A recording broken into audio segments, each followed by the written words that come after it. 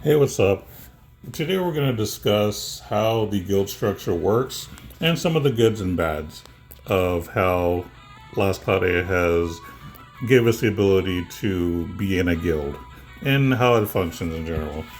So, for starters, in terms of what the guild leader can do, we're going to talk about the guild leaders first. So, if you want to create a guild, you have to pay a certain amount of resources. I don't remember exactly because when it first started, I actually had created my own guild. It's not this guild; it was a different guild a while back, and I remember having to pay something. I'm not sure if it was crystals or what, but I paid something to start the guild. And then, of course, whenever you do create the guild, you can manage it. You can kick people out, or you can promote people to like an officer, or whatever the case may be. You provide the guild's name. You can update the guild board and the recruitment info. So, you get to do a lot of administrative stuff, which is basically what a guild leader is, more or less. It's an administrator. So basically, you have those responsibilities. Basically, what you would see in pretty much any game with a guild. Now, what I like about what they do here is that if you don't log in as the guild leader for a certain amount of time, the game will strip you of your guild leadership and assign it to someone else, keeping the guild from being stuck in limbo. And I think that's fantastic. How do I know this? It literally happened to me. So I'm not going to go into the whole story, but basically there was a situation where I hadn't logged in for a long time. And by the time I did log back in, which was much, much later, I was basically no longer in the guild. So basically it stripped me of my leadership.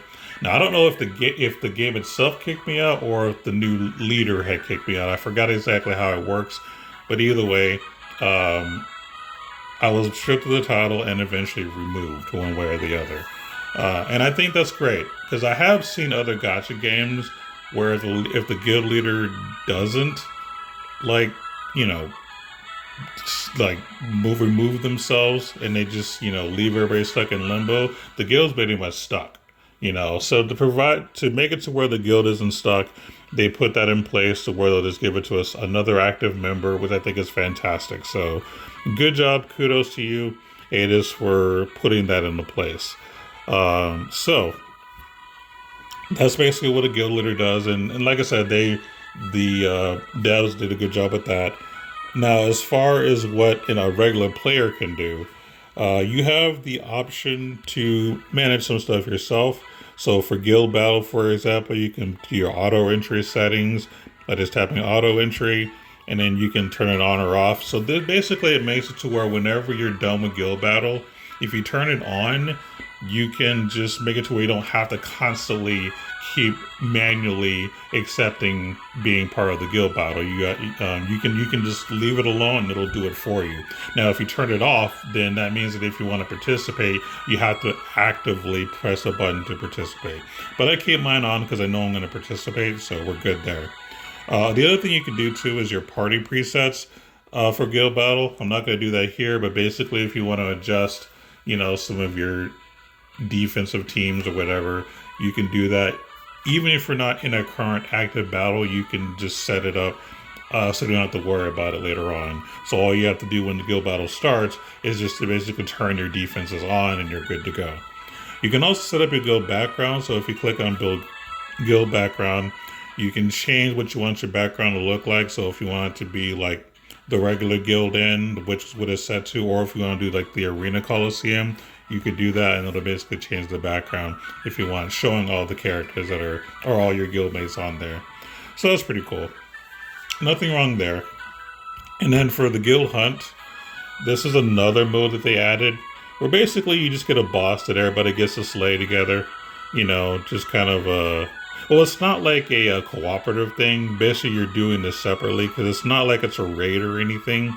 It's more or less you individually get to attack whatever boss is there, and the more points you get, the higher your score will be, and then that could potentially put your rank up against people against your guild. Now, you don't get any special rewards for being number one or anything like that. It's just kind of there for like showing off or whatever. But the important thing here is to kind of show what can you get for doing this. Now it says get rare items, and let's be real, the items you can get are not necessarily rare. They're basically a lot of your level up materials for the game, and then you also get guild coins, which you can use in the trading space. So in the trading space, you have the option to buy certain things. So you can buy the music tones, and you can buy like backgrounds, stuff like that. Which are, anything that's like cosmetic is fine. Nothing wrong with that. You can also get a 10 spin, which they call the Hero Gotcha 10 spin ticket. This basically will guarantee you a character, and you also can get a DOH character from this. As a matter of fact, the very first time I ever did this, I actually got a DOH character that I never actually owned, that I missed, some time ago. So it's probably the most useful thing you can get out of this is that 10 spin ticket. Keep in mind that you can get dupes of old characters that you might not want, so it's not guaranteed to be anything special. But at least you're guaranteed a character, so that's cool. As far as the rest of the stuff, honestly, I have to say it's nothing special. You get some Prayer Stardust, which is fine. You can get those pretty much anywhere. Same with the Ultra Clusters and Mega Clusters. You can get those anywhere. They're just fine. Again, nothing special. And then you have all these other materials that you can get. Again, nothing special. Like, I'm just being honest with you. Like, the only thing here worth noting are some of the stuff that you can do to make edits to what your guild background is, your cosmetics, a couple of music notes, and then, the 10 spin. That's pretty much really the only thing for the most part that matters in this if you want to participate. Now, I will say that it's cool that they do give you a 10 spin, and now you can only get this once every 30 days, I believe, but it's cool that they get to give you that, and it's cool that you get cosmetics. But I honestly feel like once you've gotten all the cosmetics you want, and let's say, you don't particularly care about the 10 spin ticket, and it takes a while to get it, there's not really much else worth really using your rewards on here. Like, a lot of the rewards here are pretty basic. I kind of wish they would put like God Relic prisms, or like the prisms you can use to up your character's SC, or the prisms that you can use to help you awaken characters. I think putting those in here, even if at a higher price, would be nice, because it gives me something else to go for. Especially if you're the kind of person that doesn't care about the 10 spin, because you have all the characters you need. You don't want to just randomly potentially get a character you don't want once every 30 days. It would be nice to have something else worth picking up. And so that's where the trading space is. It's just kind of lacking in a bit. So I would say that's the only negative thing I could say, is I wish there were just better things in here. But again, they do have at least a start, I'll say, but that's about it on that one. Another thing I kind of want to talk about here is the guild battle itself. So when you look at your guild's like screen, it gives you the ID, who the leader is, all that stuff, and you can look at like what your current record is. So right now we're 3-0. Now we haven't participated in all of the guild battles for this season, so we have missed I think 2 so far, because guild battle is not something we're super duper into. Like, I like it personally, but not everybody's into it, so sometimes we miss a few here and there. But it'll also tell you what your arena ranking is, all that stuff. But the main focus here is just on the actual guild battle structure itself. Honestly, I like guild battle. I'm going to be real with you guys. I think guild battle is actually a very, very fun thing that they put in the game. And I think it's a very fair thing that they did. So the way that it works is, you get to set up 2 teams for your defense, and then set up a team for your offense. So you're going to need, a multiple different characters. So you can't share characters between like 2 defenses, or a defense and an attack. Like, they all have to be different, which I like. It kind of promotes the idea of building up multiple characters, and it gives you a reason to build up multiple characters. So I like that a lot. Now, the team that you set up in defense is you have a team of 1, 2, 3, and 4. Now, the way it works is you put whatever character you want, and you build their stats and skills and weapons and all that, and then you put whatever arc you want them to have. Now, keep in mind, just like the characters, you can't share arcs and you can't share weapons and items and whatnot. So everything that you have accumulated actually means something, because you can spread it out among all the people you have. Now, I will be honest with you, when you're first setting things up, it can be long and tedious, especially when you're trying to like separate, okay, which arc should I put here and there, and it can be a little bit time consuming. But once you have everything set up, you can basically save those settings will basically save, and you'll be good to go. Now, I'm not going to show you my settings because I'm not just going to give away what all I'm using, but I think it's a really, really cool way to kind of do the structure. So, and then of course you set up your offensive team, which is a team of 4 people, or whatever arcs and items you want to give them, and you go from there. So when the battle starts, you have your 2 teams set up, and also when you're doing guild battle, remember to turn your defenses on. If you don't manually put ready on both of them, basically your castles will be empty, and your opponents will get a free win. You don't want that.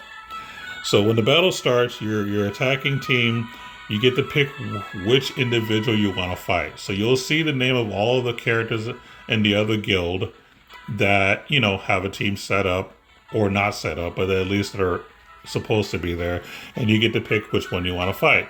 Now, you don't get to see what their teams are until you attack them. Now, if someone else has already attacked the team, then you'll see that first slot that's there, ready to attack, but not the rest, because if it hasn't been revealed, you're not going to see it.